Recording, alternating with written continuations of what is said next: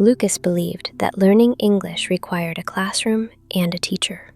Since he had neither, he assumed improvement was impossible. Still, he wanted to try. He started with what he had: his phone, his time, and his determination. Every day, Lucas listened to English videos and podcasts. He repeated sentences aloud, even when they sounded strange.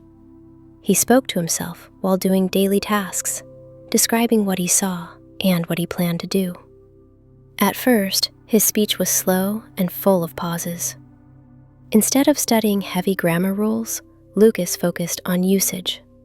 He noted common phrases and used them again and again. When he made mistakes, he didn't stop.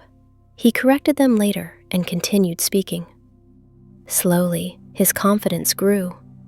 He began thinking in English and forming sentences without translating. Conversations that once scared him started feeling normal.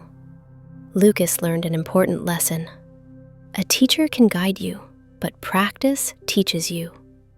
With consistency, curiosity, and courage, he improved his English on his own.